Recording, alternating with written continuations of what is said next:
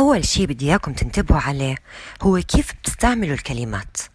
ما بدي إياكم تقولوا بدي أفتح عيني الثالثة، بل بدي إياكم تقولوها بالطريقة الصحيحة، وهي بدي أفعل عيني الثالثة. ليش؟ لأنه عينك الثالثة ما بصير تتسكر، هي دوامة من الطاقة المتحركة، ممكن تقل حركتها أو تزيد، ممكن تتوسع أو تنكمش، ممكن تتقدم للأمام لو كبرت الحالة، وممكن تقرب على جسمك إذا كان عندك مشاعر سلبية كتيرة. العين الثالثة هي أحد الشاكرات الأساسية السبعة، وهي رقم 6. وإذا ما كنتوا بتعرفوا معنى كلمة شاكرا فهي ببساطة دولاب الطاقة. العين الثالثة بتستقبل ذبذبات الأفكار من نفسك العليا لوعيك وبتترجم كمشاعر. هي عملية متبادلة بين الوعي واللاوعي، بمعنى ذبذبات مشاعرك ومنها أفكارك بتترجم كذبذبات للنفس العليا، وبهيك أنت بتستقبل وبترسل معلومات للكون بوعي أكبر. لكنها ليست الشاكرا الوحيدة اللي ماخذة هذا الدور. يقع مكان العين الثالثة بمنتصف الجبهة بين العيون فوق الحاجب. مع أنه كل شاكرا إلها دورها بالحواس الأعلى من الخمس حواس المعتادة، لكن شاكرة العين الثالثة هي أحد الشاكرات اللي بترتبط باستقبال المعلومات من الكون بوعي. فهي مرتبطة بأنك تشوف الطاقة، تشوف رؤية قبل وقوعها، الخروج من الجسد، تشوف الهالة، الإدراك، التخيل، الأحلام، استقبال المعلومات الكونية. لهذا السبب العين الثالثة انربطت بالقدرات العالية. سبب تسميتها بالعين الثالثة هو إنها بتسمح لنا نشوف الطاقة أو نشوف أبعد من نظرنا المعتاد. وفي قديم الزمان كانوا يسموا الأشخاص اللي عينهم الثالثة مفتوحة إما بالعارف أو العراف أو الساحر. وخليني أوضح شي هون، مش معناته إذا عينك الثالثة مفتوحة معناتك بتتعامل مع جن أو شياطين. الموضوع على حسب ذبذبات طاقة الإنسان، إذا كانت عالية فما رح يكون متوافق مع ذبذبات طاقتهم، وعلى الأغلب ما رح يشوفهم. لكن إذا كانت ذبذبات طاقته منخفضة فالفرص عالية إنه يختبر وجودهم، وحتى من الممكن جذبهم. وعشان ترفع ذبذبات طاقتك بالطريقة الصحيحة يجب علاج المشاعر السلبية. هذا جوابي دائما لكل شخص بسألني كيف أشوف الطاقة، أو كيف أفعل عيني الثالثة، أو حتى كيف أخرج من جسدي. كل القصص اللي بتسمعوها عن تجارب الناس المخيفة سببها المشاعر السلبية. لما بنيجي على البعد الثالث بنبتدي نركز على البعد الثالث، منحدد أنفسنا على رؤية البعد الثالث فقط. الطفل يولد وهو بيشوف الأبعاد، لكنه بيتعلم يركز على البعد الثالث عن طريق تجاهل الأبعاد الثانية. فأغلب الناس بتسكر العين الثالثة عشان يتعلموا يشوفوا بعيونهم الاثنين الماديين. وعشان تتعلموا كيف تفعلوا العين الثالثة فرح نعكس العملية. من أهم النقاط لما تنووا تتعلموا تطوير، خليني أقولها بهالطريقة لأنه الناس بتحبها بهالطريقة، حواسكم الخارقة، إنكم تقضوا وقت مخصص مع جوانبكم المظلمة ومخاوفكم، لأنه مخاوفكم هي الرقم 1 اللي حيمنعكم من تطوير الحس الواعي وتدفقه من خلال وجودكم. هلأ الناس اللي بتتابعني صارت تعرف إنه إحنا بنعكس مخاوفنا أو أي شيء بداخلنا، وراح ينعكس كأشكال وألوان من الحقيقة للأشياء اللي عم تستقبلوها. بكلمات تانية، وهاي النقطة بدي إياكم تفهموها كتير منيح، ممكن يكون في خطأ بالترجمة بين الحقيقة اللي عم تستقبلها من الكون وبين الأشياء اللي أنت شايفها حقيقية وعم تستقبلها حسب قناعاتك الفردية. فكل شخص مبرمج على أشياء معينة، فأي معلومات بتستقبلها حتترجم من خلال برمجاتك، قناعاتك، وجهات نظرك. إذن قد ما أنت حتكون واعي لنفسك وبالأخص لمخاوفك، قد ما رح يكون عندك القدرة تترجم المعلومات الحقيقية بالطريقة الصحيحة. ما تلون الحقيقة من خلال عدسة برمجاتك ومعتقداتك ووجهات نظرك. هلأ خلينا ندخل في لب الموضوع. شو تعملوا عشان تفعلوا العين الثالثة؟ الوصفة السحرية جدا سهلة. الخطوة الأولى الأكل. بدي إياكم تنتبهوا على الأشياء اللي عم بتدخلوها لجسمكم عن طريق أكلكم. أكلكم لازم يكون بعيد عن الطعام اللي بمسككم بالبعد الثالث زي السكر. بدكم تبعدوا عن السكر والكربوهيدرات لأنها بتفعل الهرمونات الأرضية وبتبعدكم عن الهرمونات السماوية بجسمكم، وهذا طبعا ما رح يساعدكم أبدا. كتروا من الأكل الحي زي الخضروات، كلوا دائما أكل عضوي. الأكل الحي رح يساعدكم على توسع وعيكم. ابعدوا عن الفلورايد فهو بيأثر على العين الثالثة. كتروا من هذا الأكل. خلي التفاح العضوي، الليمون، الكاكاو الني، اللافندر، الكلوريلا جدا مهم، ايودين، جنسينج، بقدونس، زيت جوز الهند، الأعشاب البحرية، والعسل إذا ما كان عندكم مشاكل جسدية. 2. من الأفضل إنك تقلل من اعتمادك على نظرك المادي لما تكون عم بتفعل العين الثالثة. يعني بدك إما تسكر عيونك، أو اللي أنا بفضله إنك تلاقي مكان مظلم ومعتم بشكل كامل خالي من المعدات الكهربائية أو أي مصدر للضوء. لما تكون في مكان معتم، الغدة النخامية واللي هي أول عضو بيعكس العين الثالثة في البعد الثالث، العتمة بتحفز الغدة النخامية على إنتاج هرمون الميلاتونين، واللي بيلعب دور أساسي بإعطاء جسمك القدرة على اختبار حالة وعي مرتفعة غير محددة بالبعد الثالث. اقعد أو اجلس وظهرك مستقيم، أو وانت مستلقي على السرير، ايديك جنبك. هلأ بدك تبتدي تركز على نفسك.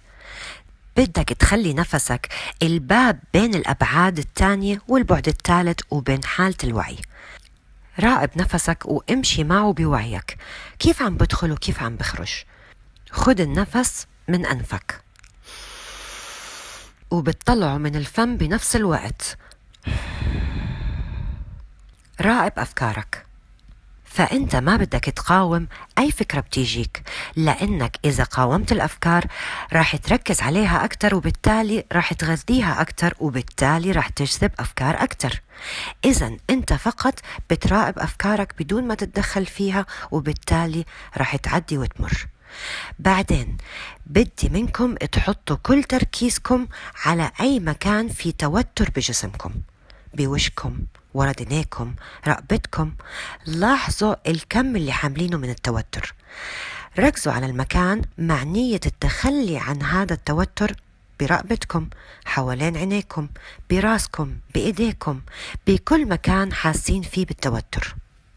استرخوا قد ما فيكم استرخاء كامل. هلأ بدي إياكم تاخدوا نفس طويل تحسوا فيه بكل جسمكم. امسكوا النفس بداخلكم قد ما فيكم، لكن براحة. افتح فمك شوي وبراحة بشكل انه لسانك يوسع بين اسنانك. وعند الزفير راح تعمل نغمات معينة. عينكم الثالثة حساسة جدا لما يجي الموضوع للنغمات، ففينا نستعمل النغمات لتفعيل العين الثالثة. إذن بتاخد الشهيق وبتحبسه بالداخل، وبعدين بتعمل الصوت ثوه، ورح يكون بهاي الطريقة ثوه.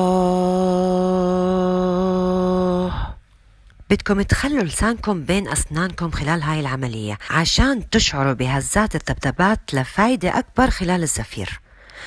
بدي إياكم كمان تلعبوا بطبقات الصوت لحد ما تلاقوا الطبقة الصحيحة اللي بتشعروا فيها بالذبذبات بجسمكم.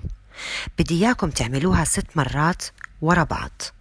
هلأ لازم أحذركم إنه هاي العملية ممكن تسبب بوجع راس. هذا بسبب إنكم عم بتفعلوا جزء منكم غير مفعل من وقت طويل. ممكن تختبروا وجع راس، دوخة، أو حتى تسمعوا صوت داخل راسكم زي طقطقة أو طنين. هذا عادي جدا. طيب إذا ما أزعجتكم هاي العوارض، كملوا الجزء الثاني من هذا التمرين، واللي هو خدوا نفس عميق واحبسوه وعدوا ل6. كرروها 3 مرات، وبعد هيك رح نعمل زي ما عملنا قبل. بتاخدوا نفس عميق وبتمسكوه، لكن هاي المرة رح نعمل صوت مختلف رح يسرع من تفعيل العين الثالثة أكتر. النغمة هي مي، وبدكم تعملوها بهاي الطريقة مي. هلأ الكل في يعمل هاي النغمة، لكن كل شخص منا بتأثر بذبذبات معينة حسب الذبذبات اللي انتو عليها. بدكم تلعبوا بطبقات الصوت لحد ما تحسوا الاهتزازات بعينكم الثالثة. يعني بدكم تعملوا كالتالي: مي. كيف صوتي؟ اللي عم بعمله اني عم بلاقي النغمة اللي فيني اشعر فيها بعيني الثالثة. ايا كانت النغمة بالنسبة لكم، فهي هاي النغمة اللي بدكم تستعملوها لهذا التمرين. بدكم تكرروه 6 مرات. ممكن تشعروا بذبذبات بعينكم الثالثة تمتد لداخل راسكم للخلف، وأيضا تمتد لأعلى راسكم. ما في مشكلة أبدا، بل بالعكس، العين الثالثة بتكون حفزت بشكل صرتوا تشعروا بالقناة اللي بتستقبلوا منها المعلومات من خارج هذا البعد إلى العين الثالثة. فكل اللي عم تشعروا فيه هي القناة. الخطوة اللي بعد هيك بدي إياكم تتخيلوا عينكم الثالثة مسكرة زي لما تكونوا مسكرين عيونكم. هلأ اتخيلوها عم تفتح شوي شوي كأنك هلأ صحيت من النوم. إذا لقيت صعوبة، فاللي فيك تعمله إنك تتطلع على عينك الثالثة وعيونك مسكرين، بمعنى خليك مغمض عيونك ووجههم باتجاه العين الثالثة كأنك عم تتطلع عليها، وخليهم هناك. هذا باستطاعته يساعد على تفعيل العين الثالثة. عموما هاي تفضيلات شخصية، فبعض الناس ما في داعي انها تعمل هاي الخطوة، لكن البعض الاخر محتاجين فعلا انهم يعملوها. هلأ شو عم بتشوف؟ هل بتشوف صور؟ بشو عم تشعر؟ هل بتشعر بأحاسيس معينة؟ في البداية راح تكون غير واضحة، ممكن تشوف فقط أشكال، ألوان أو معالم غير واضحة. ممكن تحس بمشاعرك إنها ملخبطة أو سطحية. راقب شو عم بتشوف أو بتشعر بدون ما تحكم على أي شيء. لما انولدت في البعد الثالث كنت ما بتشوف بوضوح وما فيك تميز ولا تفهم شيء. انت هلأ في نفس الحالة. مع الوقت رح تتعلم كيف تشوف بوضوح الأبعاد التانية زي ما تعلمت تشوف في البعد المادي. فخد وقتك وما تستعجل. لما تشعر انك جاهز ترجع بوعيك لجسمك، ركز على نفسك واللي هو الباب من وإلى البعد المادي، وبدك تفتح عيونك وبدك تكتب بالضبط شو صار معك سواء شفته أو حسيته. بدي إياكم تعملوا هاي العملية كل يوم لمدة 3 أسابيع، وبعد كل مرة بتخلصوا من التدريب بدي إياكم تحكوا إيديكم ببعض عشان تخلقوا طاقة وتحطوها على العين الثالثة وعيونكم. هاي العملية رح تساعد تدمج الاكسبيرينس الجديد أو خبرتك الجديدة مع الأشياء الجديدة المطلوبة من عقلك يعملها. لما تتفاعل العين الثالثة فمش شرط إنها تكون من خلال رؤيتك الأبعاد أو الطاقة. فكروا بالعين الثالثة كباب للأبعاد الأخرى.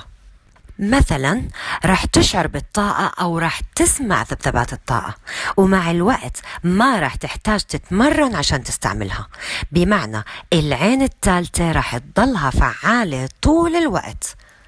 يوم سعيد للجميع.